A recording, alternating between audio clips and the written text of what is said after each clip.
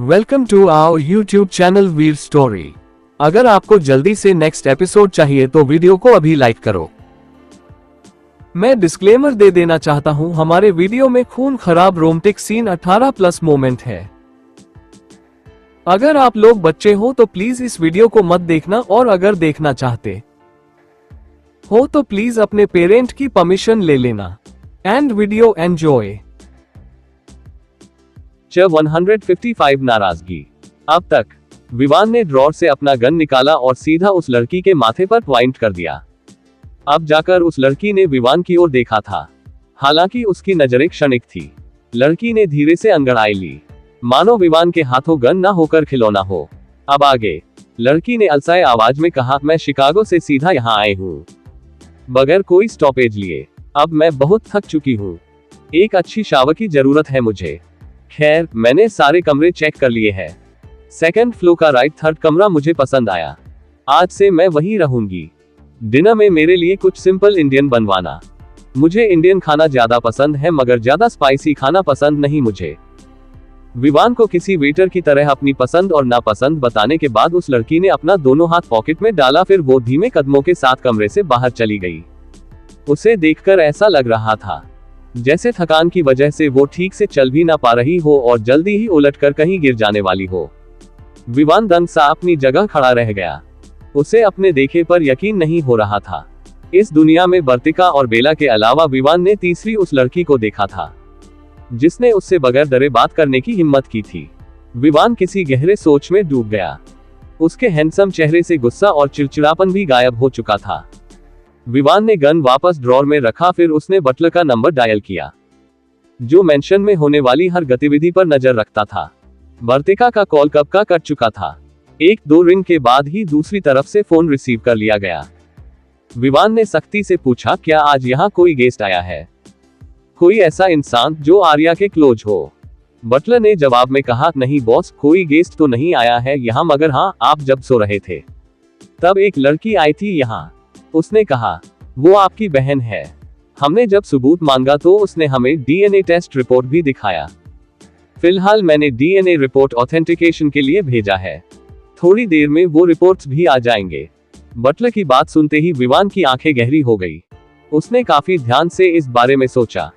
भले ही कुछ खास समझ नहीं आ रहा था उसे, मगर वो जानना चाहता था वो लड़की उसके यहाँ आई क्यों थी।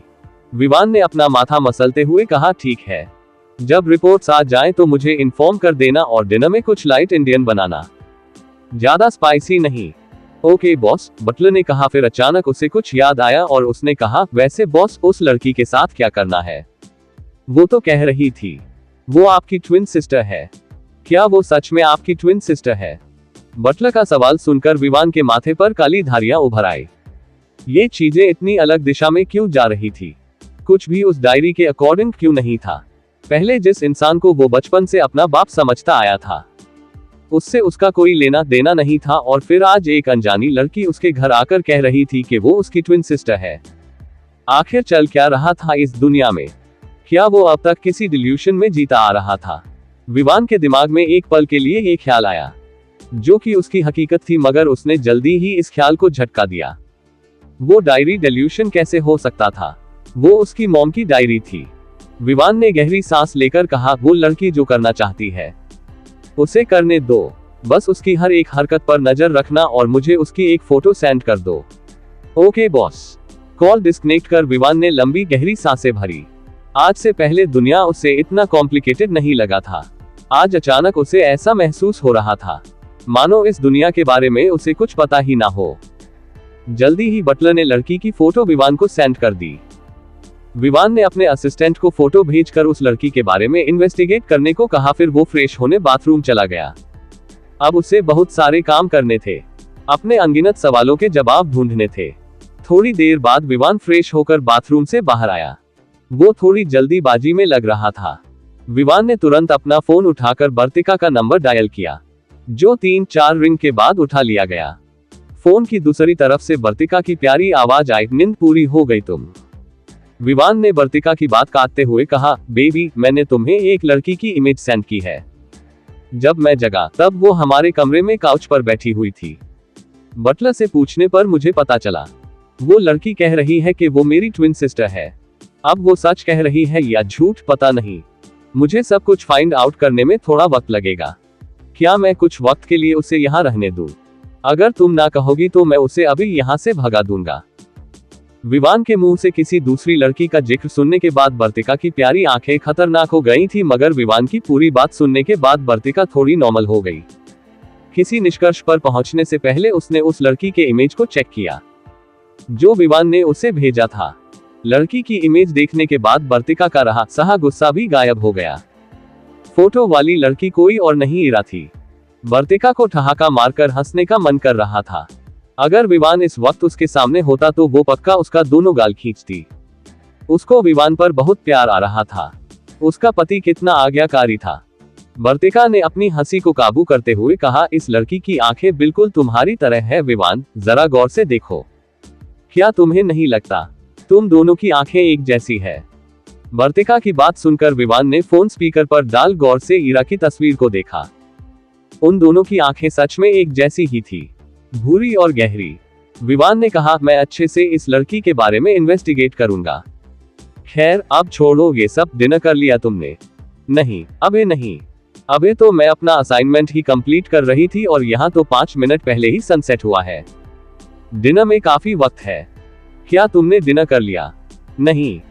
थोड़ी देर तक वर्तिका से बातें करने के बाद विवान ने कॉल डिस्कनेक्ट किया, फिर वो गहरी लेकर कमरे से बाहर निकल गया। कोई गलत फहमी नहीं चाहिए था उसे। इन मामलों में बहुत सेंसिटिव था वो, इसीलिए उसने वर्तिका को सब कुछ बता दिया था और उसका ओपिनियन भी पूछ लिया था। आफ्टर ऑल वो उसकी वाइफ थी। अपनी वाइफ से पूछे बगैर वो कैसे किसी अनजान लड़की को अपने घर में रहने देता। रॉकवेव सिटी। शाम के तकरीबन 7 बजे तन्मय डॉक्यूमेंट का मोटा चट्टा लिए चेयरमैन केबिन में दाखिल हुआ। कार्तिक कुछ डॉक्यूमेंट्स रीड कर रहा था। रेयांश और समय वहां से जा चुके थे। तन्मय ने डॉक्यूमेंट वर्क डेस्क पर रखते हुए कहा, चेयरमैन, फाइनेंस डिपार्टमेंट ने मंथली एक्सपेंस रिपोर्ट भेजा है। अप्रूवल के लिए आपके सिग्नेचर की जरूरत है। कार्तिक ने बगैर कुछ कहे वो डॉक्यूमेंट साइड में रख दिया जो वो पढ़ रहा था। तन्मय अपना दोनों हाथ पीछे बांधे खामोशी से खड़ा हो गया। कार्तिक ने एक्सपेंस रिपोर्ट खोलकर देखा जिस पर बेला के सिग्नेचर पहले से ही मौजूद थे। कार्तिक ने अच्छे से पूरा डॉक्यूमेंट्स रीड किया और अंत उसकी नजर एक्सपेंस अमाउंट पर जाकर रुक गई। कार्तिक ने कहा, $13 ट्रिलियन, पिछले महीने का एक्सपेंस $44 ट्रिलियन था। इस बार का एक्सपेंस इतना कम क्यों है? क्या रिपेयरिंग कंप्लीट हो गई? तन्मय ने जवाब में कहा, यस चेयरमैन, रिपेयरिंग का काम पूरा हो चुका है। अब सब कुछ अंडर कंट्रोल है। हर एक चीज ट्रैक पर वापस आ चुकी है। समीरा ने जितनी भी चीजें बिगाड़ी थी वो सब पूरी तरह से सही की जा चुकी है और सारे लूप होल्स भी भरे जा चुके हैं। कार्तिक ने इस पर कोई जवाब नहीं दिया। पूरा एक्सपेंस रिपोर्ट अच्छे से पढ़ने के बाद कार्तिक ने उन पर साइन कर दिया। रॉकवेव के पास बहुत नहीं, हद से ज्यादा पैसे थे। रॉकवेव का मंथली एक्सपेंस ही हर बार $10 ट्रिलियन से ऊपर का होता था। कार्तिक के लिए $44 ट्रिलियन जैसी रकम कोई बड़ी बात नहीं थी। डॉक्यूमेंट बंद करते हुए कार्तिक ने पूछा, वाइफी अब भी लैब में ही है? यस चेयरमैन, मैडम वही है, तन्मय ने जवाब में कहा, जिसे सुनकर कार्तिक ने उंगली हिलाकर उसे जाने का इशारा कर दिया। तन्मय डॉक्यूमेंट लेकर वहां से चला गया। थोड़ी देर बाद कार्तिक अपनी चेयर से उठा। उसने अपना ओवरकोट उठाया जो चेयर के पीछे टंगा हुआ था। कार्तिक इस बार बेला के केबिन से होकर लैब में नहीं गया। वो मेन एंट्रेंस से लैब में गया जहां बेला अपने काम में मशगूल थी। कार्तिक को देखते ही बाकी टीम मेंबर्स ने सिर झुकाकर उसे ग्रीट किया। कार्तिक ने इस बार भी उन्हें कोई जवाब नहीं दिया। उसने उंगली के इशारे से सबको वहां से जाने को कहा। सब लोग बगैर कोई आवाज किए चुपचाप वहां से बाहर चले गए। कार्तिक चलकर बेला के करीब आया। बेला पेपर पर मिसाइल सिस्टम का रफ स्केच बना रही थी। उसकी आंखों में गंभीरता थी और हाथों में फुर्ती। कार्तिक ने बेला के पेट पर हाथ रखते हुए कहा, घर नहीं चलना है। बेला के हाथ रुक गए। कार्तिक की गर्म सांसें उसे अपने गर्दन पर महसूस हो रही। बेला ने गहरी सांस ली मगर उसने कोई जवाब नहीं दिया। एक पल के लिए बेला ने कार्तिक के हाथ पर हाथ रखा। उसका नब्ज चेक किया। कार्तिक का टेम्परेचर अब नॉर्मल हो चुका था। बेला ने अगले ही पल कार्तिक का हाथ झटक दिया और फिर वो अपने स्केच पर फोकस करने लगी। कार्तिक ने अपने उस हाथ को देखा जो बेला ने झटक दिया। कार्तिक के होठों पर हल्की मुस्कान आ गई। वो जानता था बेला अब भी उससे नाराज है। कार्तिक ने बेला को अपनी बाहों में भरते हुए कहा, वाइफी तुम अब तक नाराज हो। मुझे तो लगा था 6-7 आलू के पराठे खाने के बाद तुम्हारी नाराजगी खत्म हो गई होगी। कार्तिक की बात सुनकर बेला की आंखें सिकुड़ गई। उसे ना जाने क्यों ऐसा लग रहा था जैसे कार्तिक उसे मनाने की कोशिश नहीं कर रहा है बल्कि उसका मजाक उड़ा रहा है। आगे क्या होगा? क्या विवान ईरा की सच्चाई जान पाएगा? जानने के लिए टू बी कंटिन्यूड।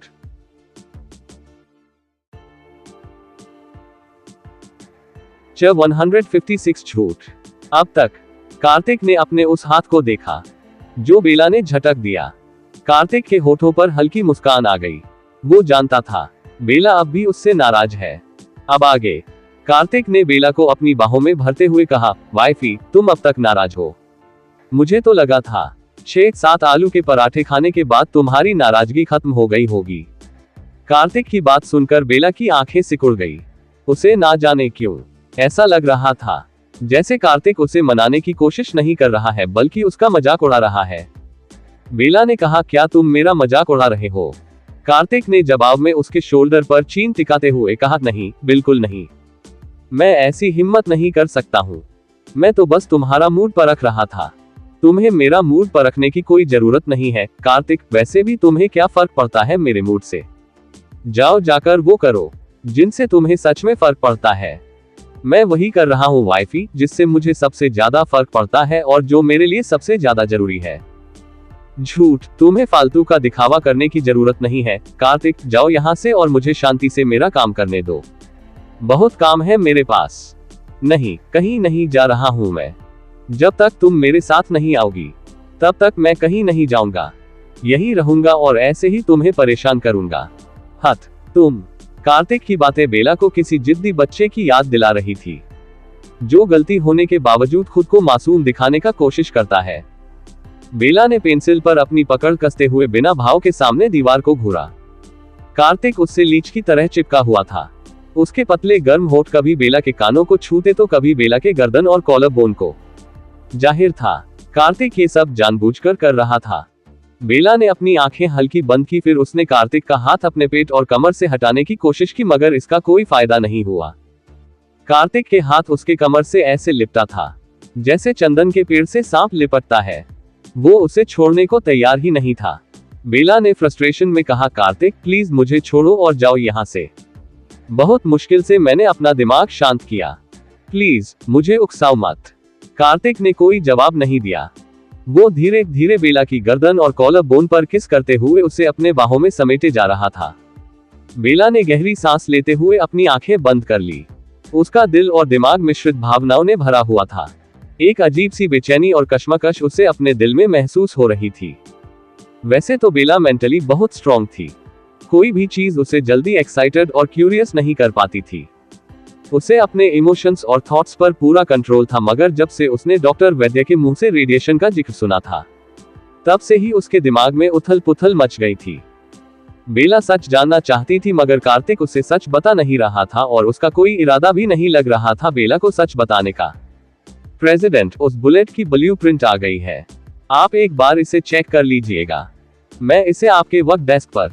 हेनरी, जिसे आधा घंटा पहले बेला ने उसकी कलीग सारा के साथ किसी काम से बाहर भेजा था, उसके वाक्य अधूरे रह गए और आंखें चौड़ी हो गई। सामने का नजारा उसके लिए अकल्पनीय था। हेनरी के साथ आई सारा की हालत भी हेनरी से कोई अलग नहीं थी। वो दोनों हैरानी और अविश्वास से भरे हुए थे। उन्हें अपने आंखों देखा पर यकीन नहीं हो रहा था। वो आदमी जो किसी को मारने से पहले पलक भी नहीं झपकाता था, वो आदमी जिसकी दुनिया ने सिर्फ क्रूरता देखी थी, वो दोनों उस क्रूर आदमी का रोमांटिक साइड देख रहे थे। हेनरी और सारा ने अपने सपने में भी नहीं सोचा था लैब में एंटर करते ही उन दोनों को ऐसा कोई अविश्वसनीय दृश्य देखने को मिलेगा। कार्तिक ने अपनी नजरें उठाकर आवाज की दिशा में देखा। उसकी नीली आंखें पत्थर के समान कठोर और सख्त हो चुकी थी। कार्तिक की एक नजर ने ही हेनरी और सारा के रोंगटे खड़े कर दिए थे। Sorry, we are really sorry. Henry और सारा पलक झपकते ही लैब से गायब हो गए। उन दोनों का चेहरा सुर्ख लाल हो चुका था। बेला ने अपनी मुठ्ठियां भींच ली मगर उसने कहा कुछ नहीं। थोड़ी शर्मिंदा वो भी थी। आखिरकार उसके सबॉर्डिनेट्स के नजरों में आज उसकी पवित्र इमेज अपवित्र हो गई थी, मगर उसके पास फिलहाल इससे भी ज्यादा बड़ी चीजें थी सोचने के लिए। कार्तिक ने उसके कान में धीरे से कहा, घर चले। बेला जानती थी उसके मना करने का कोई फायदा नहीं है, कार्तिक अपनी मनमानी करेगा ही। बेला ने हल्का सिर हिलाया, जिसे देख कार्तिक ने उसके सर पर किस किया और उसे अपनी बाहों से आजाद कर दिया। बेला ने अपना सामना समेटा, सबको अच्छे से अपने वर्क डेस्क पर अरेंज किया, फिर अपना ओवरकोट उठाया जो उसके चेयर पर टंगा हुआ था।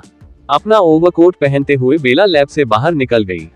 उसने ना ही कार्तिक की तरफ देखा और ना ही उससे कुछ कहा। कार्तिक भी चुपचाप उसे फॉलो करने लगा। उसका दोनों हाथ पैंट के पॉकेट में था और वो आराम से बेला के पीछे चल रहा था। किसी भी बात की जल्दी नहीं थी उसे। दोनों साथ में ऑफिस से बाहर आए, जहां उनकी कार खड़ी थी। बेला खामोशी से कार में बैठ गई, जिसका दरवाजा गार्ड ने उसे देखते ही खोल दिया था। कार्तिक भी दूसरी तरफ से आकर कार में बैठ गया। बेला उससे बिल्कुल दूर खिड़की के पास बैठी हुई थी और बाहर देख रही थी। कार्तिक ने उसे कुछ नहीं कहा। वो चुपचाप सीट से सर टिकाकर बेला को देखने लगा, जो उसे पूरी तरह नजरअंदाज कर रही थी। जैसे ही उनकी कार ओपेरा पैलेस पहुंची, वैसे ही बेला कार से बाहर निकली और कार्तिक का इंतजार किए बगैर पैलेस के अंदर चली गई। कार्तिक ने जाती हुई बेला की पीठ को देखा। उसके हैंडसम चेहरे पर कोई भाव नहीं थी। थोड़ी देर बाद कार्तिक कार से बाहर निकला। वो पैलेस के अंदर कदम बढ़ाने ही वाला था। उसी वक्त उसका फोन रिंग हुआ। कॉल किसी अननोन नंबर से आ रहा था, जिसे देखते ही कार्तिक की नीली आंखें काली हो गई। शायद कार्तिक जानता था वो किसका नंबर है। कार्तिक ने कॉल रिसीव किया। 1 मिनट तक फोन की दूसरी तरफ शांति छाई रही। कार्तिक ने भी कुछ नहीं कहा। दूसरे मिनट फोन की दूसरी तरफ से एक गहरी आवाज आई, कैसे हो तुम? एक लंबा अरसा हो गया तुमसे बात किए हुए। बहुत याद आया करती थी मुझे तुम लोगों की वहां। कार्तिक ने ठंडेपन से कहा, वापस क्यों आए हो आप? कार्तिक का सवाल सुनकर फोन की दूसरी तरफ मौजूद इंसान हंसा। उसकी हंसी गर्मजोशी और खुशी से भरी हुई थी। उस इंसान ने कहा, 18 साल। पूरे 18 साल हो गए कार्तिक, मगर इसके बावजूद तुमने मुझे मेरी आवाज से ही पहचान लिया। दिलचस्प, तुम तो मेरी सोच से भी आगे निकले कार्तिक। कार्तिक ने उस इंसान की बातों को नजरअंदाज करते हुए कहा, क्या चाहते हो आप? फोन की दूसरी तरफ मौजूद इंसान ने जवाब में कहा, मैं जो चाहता हूं वो मैं खुद ले लूंगा, और जब लूंगा तब तुम्हें पता चल जाएगा मुझे क्या चाहिए। फिलहाल मुझे तुमसे मिलना, क्या हम आज रात मिल सकते हैं? कार्तिक ने कुछ क्षण रुककर कहा, हम मेरे फार्म हाउस पर आ जाए, वहीं मिलते हैं। फोन की दूसरी तरफ मौजूद इंसान थोड़ा हिचकिचाया, फिर उसने कहा, क्या तुम उसे भी अपने साथ ला सकते हो? एक बार देखना चाहता हूं मैं उसे, दूर से ही सही, बस एक बार जी भर के उसे देखना चाहता हूं मैं। कार्तिक के हाथों की पकड़ अपने फोन पर कस गई। उसके आंखों में डार्कनेस भी बढ़ चुकी थी। हालांकि बता पाना मुश्किल था उसके दिमाग में क्या चल रहा था। कार्तिक ने पूछा, क्या आपको डर नहीं है? अगर उसने आपको देख लिया तब क्या होगा? फोन की दूसरी तरफ मौजूद इंसान ने मुस्कुराकर कहा, ऐसा कुछ नहीं होगा, मुझे तुम पर पूरा भरोसा है। प्लीज उसे अपने साथ लेते आना, मुझे तुम दोनों का इंतजार रहेगा। कार्तिक ने कोई जवाब नहीं दिया। फोन की दूसरी तरफ मौजूद इंसान ने पूछा, रेयांश और आदित्य कैसे हैं? वो दोनों ठीक है। और बर्तिका और समय, वो दोनों कैसे हैं? वो दोनों भी ठीक है। अच्छी बात है, अपना भी ख्याल रखा करो। सुना है आज तबीयत खराब थी तुम्हारे। कार्तिक ने इस बार भी कोई जवाब नहीं दिया। उसने फोन अपने कान से दूर किया और कॉल डिस्कनेक्ट कर दिया। Curlers bedroom. कार्तिक अपनी टाई ढीली करते हुए रूम में आया। बेला वहां नहीं थी।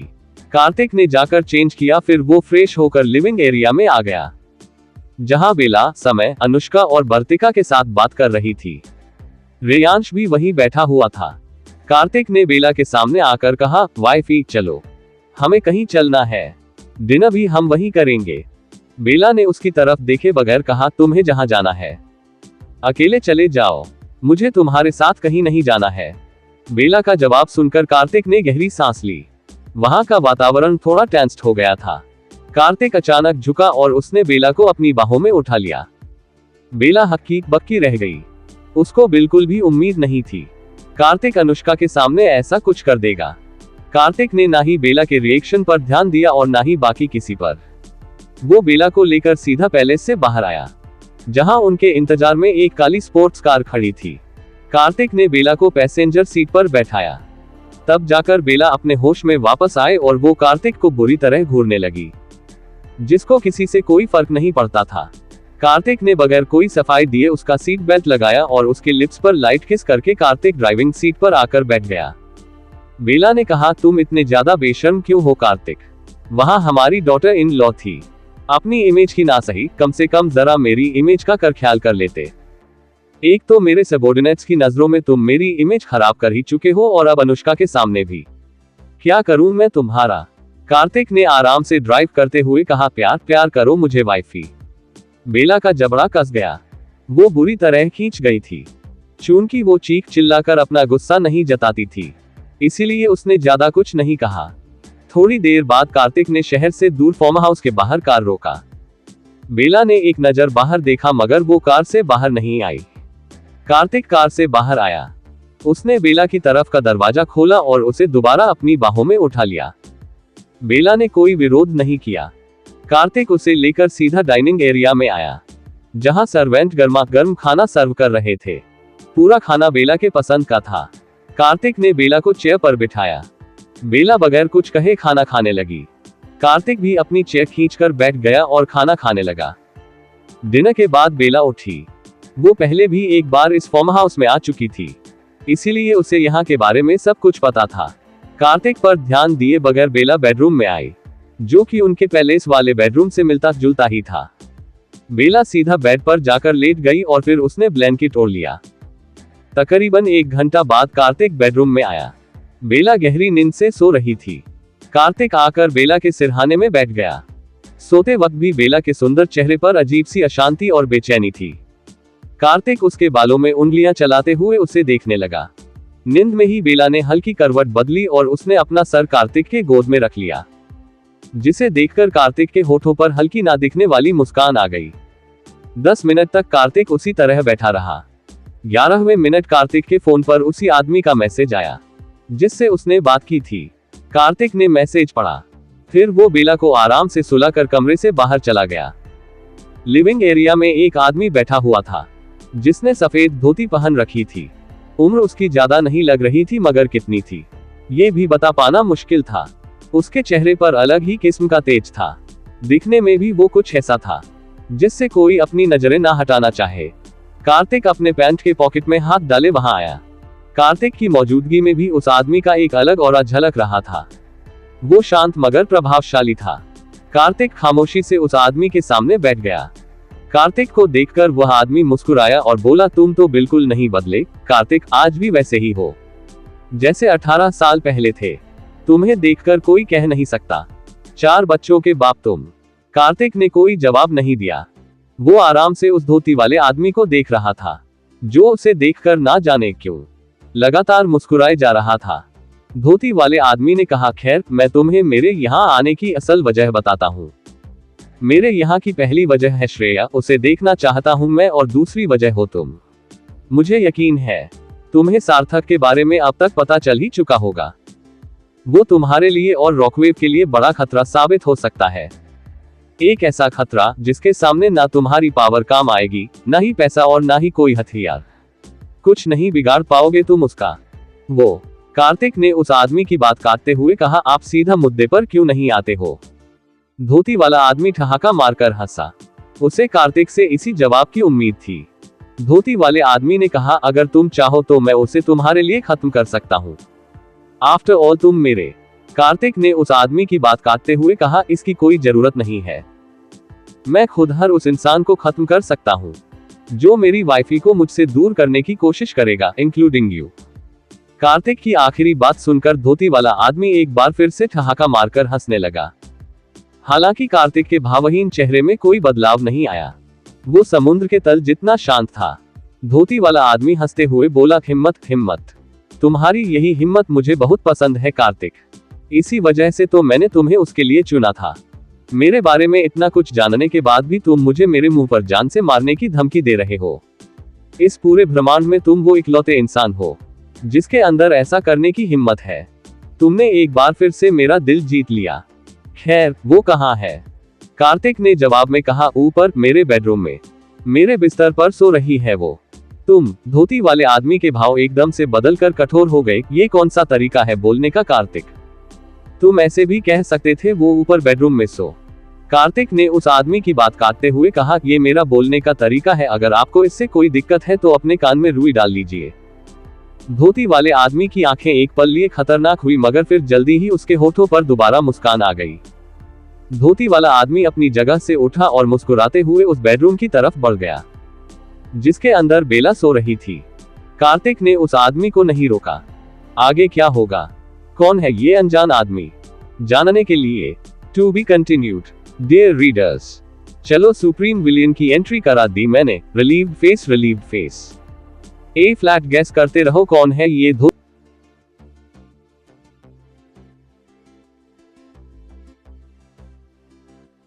He is burning. अब तक।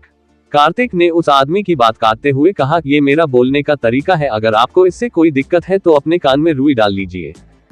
धोती वाले आदमी की आंखें एक पल लिए खतरनाक हुई, मगर फिर जल्दी ही उसके होठों पर दोबारा मुस्कान आ गई। अब आगे। धोती वाला आदमी अपनी जगह से उठा और मुस्कुराते हुए उस बेडरूम की तरफ बढ़ गया, जिसके अंदर बेला सो रही थी। कार्तिक ने उस आदमी को नहीं रोका। काउच से पीठ टिकाते हुए कार्तिक अपने होठों के बीच सिगार दबाया और उसके लंबे लंबे कस भरने लगा। Curlers bedroom. धोती वाला आदमी चुपचाप बेड के बगल में खड़ा सोती हुई बेला को देख रहा था। कमरे में गहरी खामोशी थी। धोती वाले इंसान के हैंडसम चेहरे पर किसी तरह का भाव नहीं था। वो बस अपलक बेला को देखे जा रहा था। तकरीबन 10 मिनट बाद धोती वाला आदमी बेला की तरफ झुका। उसने प्यार से बेला के फोरहेड पर किस और फिर वो कमरे से बाहर निकल गया। कार्तिक अब भी स्मोक कर रहा था। धोती वाला आदमी उसे देखते ही बोला, हद होती है। किस तरह के इंसान हो तुम कार्तिक? सुबह तुम्हारी तबीयत खराब हुई थी और अभी तुम स्मोक कर रहे हो। आखिर क्या सोचकर करते हो तुम ये सब? कार्तिक ने उस इंसान की बातों को नजरअंदाज करते हुए कहा, हो गया आपका काम, अब जाइए यहाँ से, बहुत देर हो चुकी है, सोना है मुझे। धोती वाले आदमी ने कार्तिक की बातें सुनी। जाहिर था उसकी उपस्थिति कार्तिक को कुछ खास पसंद नहीं आ रही थी।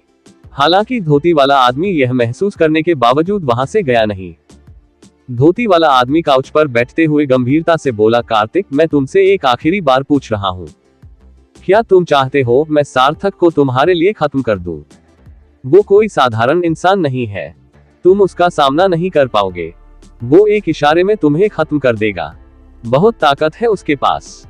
कार्तिक ने उस आदमी की बात काटते हुए कहा, मैंने आपको पहले ही कह रखा है, मैं हर उस इंसान की खत्म कर दूंगा जो मेरी वाइफी को मुझसे दूर करने की कोशिश करेगा। आपको इन चीजों की फिक्र करने की जरूरत नहीं है। कार्तिक की बात सुनकर धोती वाले आदमी ने लाचारी से सिर हिलाया। उसे समझ नहीं आ रहा था कार्तिक में इतना ओवर कॉन्फिडेंस आया कहां से। धोती वाला इंसान एकदम से मुस्कुराकर कहा, अच्छा, मेरा क्या करोगे तुम कार्तिक? जब मैं श्रेया को तुमसे दूर कर दूंगा, क्या मुझे भी मार डालोगे तुम? कार्तिक ने बिना इमोशन के जवाब में कहा, आप मुझे आजमा कर देख सकते हो, डींगे हाँकना मेरी आदत में शामिल नहीं है। कार्तिक का जवाब सुनकर धोती वाले इंसान की हंसी फूट पड़ी। उसकी हंसी में एक कटाक्ष था जो किसी भी इंसान को शर्मिंदा कर सकता था। हालांकि कार्तिक को कोई फर्क नहीं पड़ा, वो अब भी बेहद ही शांत था। उसके चेहरे के आसपास फैला धुआं उसे डरावना और रहस्यमयी दोनों बना रहा था। धोती वाला आदमी बोला, ठीक है फिर, अगर तुम अपनी काल्पनिक दुनिया में ही जीना चाहते हो तो शौक से जीते रहो, मैं तुम्हें डिस्टर्ब नहीं करूंगा। अब मैं चलता हूँ, शुभ रात्रि। कुछ वक्त है तुम्हारे पास, हो सके तो अपने परिवार के साथ अच्छे से बिताना, बाद में मैं तुम्हें मौका नहीं दूंगा। कार्तिक ने जवाब में कुछ नहीं कहा। धोती वाला आदमी मुस्कुराते और गुनगुनाते हुए वहां से जाने लगा, जिसे देखकर कार्तिक के पतले होठों के कोने हल्के मुड़े, मगर वो मुस्कुराया नहीं। उल्टा उसकी आंखों में एक आग सी नजर आने लगी थी। धोती वाला आदमी फार्म हाउस से बाहर आया, जहां चारों तरफ गहरी खामोशी छाई हुई थी। धोती वाले आदमी ने पलटकर एक बार उस कमरे के खिड़की को देखा, जिसके अंदर बेला सो रही थी। फिर वो पलटकर मुस्कुराते हुए अकेले रोड पर चलने लगा। हवा से उसकी धोती हल्की हल्की उड़ रही थी। कुछ कदम चलने के बाद ही ना जाने कहां से आकर एक लड़का धोती वाले इंसान के साथ चलने लगा, जिसकी आंखें डीप ग्रीन थी। धोती वाले इंसान ने उस लड़के को देखा, जो बार बार कुछ पूछने के लिए मुंह खोल रहा था, मगर फिर ना जाने क्यों वो अपना मुंह बंद कर लेता। धोती वाले आदमी ने सामने देखते हुए पूछा, क्या तुम मुझसे कुछ पूछना चाहते हो रोहित? रोहित ने जवाब में कहा, हाँ डैड, क्या आपने उसे देखा? कैसी है वो? धोती वाले इंसान ने कहा, बहुत सुंदर है वो। तुम्हारी सोच से भी ज्यादा सुंदर है वो। बहुत जल्दी मैं तुम्हें उससे मिलवाऊंगा। धोती वाले इंसान की बात सुनते ही रोहित के आंखों में चमक आ गई, मगर उसने आगे कोई सवाल नहीं किया। धोती वाले आदमी ने अचानक गंभीरता से कहा, कार्तिक पर हर वक्त नजर रखना। वो उन लोगों में से नहीं है जो चुपचाप अपनी नियति को स्वीकार ले। मुझे पूरा यकीन है वो कुछ ना कुछ जरूर करेगा। रोहित ने जवाब कहा, डैड, अगर वो आपको खतरे जैसा लग रहा है तो हम उसे खत्म क्यों नहीं कर देते? जिंदा क्यों छोड़ रखा है आपने उसे? रोहित का सवाल सुनकर धोती वाला आदमी मुस्कुराया और बोला, वो अपना पूरा हाथ पैर चलाने के बाद भी कुछ खास नहीं कर पाएगा। मैं फालतू में उसके खून से अपने हाथ नहीं रंगना चाहता। तुम सिर्फ वो करो जो मैंने तुमसे कहा है। किसके साथ क्या करना है ये तुम मुझ पर छोड़ दो। रोहित ने बात समझते हुए अपना सर हाँ में हिला दिया। दोनों कुछ वक्त तक रोड पर चलते रहे और फिर जंगल की गहराई में जाकर कहीं गायब हो गए। Farm house. कार्तिक अपने शर्ट के बटन खोलते हुए बेडरूम में आया। बेला पूरी दुनिया से बेखबर गहरी नींद में सो रही थी। कार्तिक ने अपना शर्ट निकालकर काउच की तरफ उछाल दिया। शर्ट सीधा काउच के बीचों बीच गिरा। कार्तिक बेड पर आकर लेट गया। उसने बेला को कमर से पकड़कर अपने करीब खींचा। बेला नींद में ही उसके बाहों में आकर सिमट गई। उसका सर कार्तिक के बाई शेप्स पर था। कार्तिक ने बेला के माथे पर किस किया और फिर उसने अपनी आंखें बंद कर ली, जो ना जाने क्यों दोबारा से लाल होने लगी थी। ओपरा पैलेस। डिनर के बाद समय और बर्तिका गेम खेलने के लिए समय के रूम में चले गए थे। वापस आने के बाद रेयांश ने समय को कॉल फ्रॉम हेल गेम सिखाया था। फिलहाल बर्तिका और समय वही गेम खेल रहे थे। रेयांश फोन पर रॉबिन से बात करते हुए कमरे में आया। उसका एक हाथ पैंट के पॉकेट में था। वो हैंडसम और एलिगेंट दिख रहा था। अनुष्का कमरे में बेड पर बैठी अपने लैपटॉप में कुछ कर रही थी। उसने लॉन्ग ओवरसाइज शर्ट और शॉर्ट्स पहन रखा था, जिसमें वो बेहद ही प्यारी दिख रही थी। फोन की दूसरी तरफ से रॉबिन ने पूछा, बॉस, क्या आप आज रात वापस नहीं आ रहे हो? आपने तो कहा था आज रात आप और मैडम मुंबई आ जाओगे। रेयांश ने जवाब में कहा, नहीं, हम आने वाले थे मगर मैंने प्लान चेंज कर लिया। हम अब कल सुबह आएंगे। मैं सीधा कल तुम्हें कंपनी में मिलूंगा। बाकी प्रिपरेशन कैसी चल रही है? विलियम के फैमिली से किसी ने कोई इश्यू क्रिएट करने की कोशिश तो नहीं की ना? विलियम का जिक्र सुनते ही रॉबिन के होठों पर मुस्कान आ गई। उसे अच्छे से याद था रेयांश ने कैसे विलियम का जीभ काट दिया था। रॉबिन ने कहा, बॉस, आपने जो विलियम के साथ किया था उसके बाद से पूरी ब्रिटिश रॉयल फैमिली डरी हुई है। जब मैं वहां जाता हूं तब सब अपने कमरे में छुप जाते हैं। आपके कोरोनेशन में इश्यू क्रिएट करने की बेवकूफी कौन ही करेगा? रॉबिन की बात सुनकर रेयांश के होठों के कोने मुड़ गए। वो ब्रिटिश रॉयल फैमिली की प्रतिक्रिया से संतुष्ट था। रेयांश ने अपने शर्ट का बटन खोलते हुए कहा, पहले से ही ये समझदारी आ गई होती तो अपना जीभ नहीं खोना पड़ता है। खैर, नजर रखना हर किसी पर। कोरोनेशन में मुझे कोई फैमिली ड्रामा नहीं चाहिए। कॉल डिस्कनेक्ट करने के बाद रेयांश ने अपना फोन नाइट स्टैंड पर रखा और अपना शर्ट निकालकर ठीक कार्तिक की तरह ही काउच की तरफ उछाल दिया। अनुष्का ने अब तक अपना काम खत्म कर लिया था। रेयांश को शर्टलेस होता देख उसकी आईब्रोज आपस में जुड़ गई। अनुष्का ने पूछा, इतनी ठंड में भी तुम शर्टलेस होकर सोओगे? अनुष्का का सवाल सुनकर रेयांश ने उसकी तरफ देखा। उसके कदम बेड की तरफ ही बढ़ रहे थे। रेयांश ने लो वॉइस में कहा, मुझे शर्टलेस होकर सोने की आदत है और तुम्हारे साथ कपड़े पहनकर सोने का क्या फायदा? थोड़ी देर बाद तो मुझे ये सब निकालना ही होगा। रेयांश की बात सुनते ही अनुष्का के गाल लाल हो गए। वो रेयांश के बातों का मतलब अच्छे से समझ रही थी। अनुष्का ने ब्लैंकेट के अंदर घुसते हुए कहा, नहीं, आज रात नहीं रेयांश, कल सुबह हमें निकलना है। आज नहीं, वरना सुबह हमें देर हो जाएगी। रेयांश ने अनुष्का के ऊपर से ब्लैंकेट खींचते हुए कहा, कोई देर नहीं होगी बीबी, यहाँ के प्लेन्स बहुत फास्ट है। हमें आधा भी नहीं लगेगा मुंबई पहुंचने में। अनुष्का अब भी रेयांश को रोकना चाहती थी। उनकी फर्स्ट इंटीमेसी में जब रेयांश अंडर कंट्रोल था तब अगली सुबह उसकी हालत खराब हो गई थी। इस बार अनुष्का जानती थी अगर वो रेयांश को नहीं रोकेगी तो कल का दिन उसके लिए मुश्किल भरा हो जाएगा। हालांकि अनुष्का रेयांश को रोकने के लिए कुछ कह या कर पाती। उससे पहले ही रेयांश झुककर उसे किस करने लगा। अनुष्का के शब्द उसके मुंह में ही दब गए।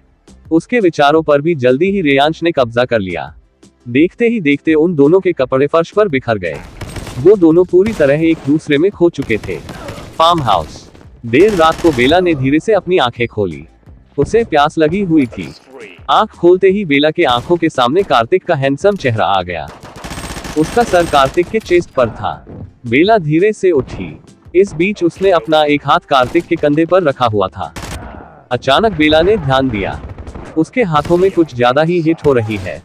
बेला की आईब्रोज एक पल के लिए आपस में जुड़ी और दूसरे ही पल उसने कार्तिक का टेम्परेचर चेक किया, जो ज्वालामुखी के समान गर्म था। भीषण ठंड में भी कार्तिक के माथे पर पसीने की बूंदें उभर आई थी। वो सोया हुआ कम और बेहोश ज्यादा लग रहा था। बेला के माथे पर चिंता की लकीरें उभर आई। आज उसने एक ही दिन 2 बार कार्तिक को ऐसी कंडीशन में देख लिया थी, जो उसने शायद ही पहले कभी देखी थी।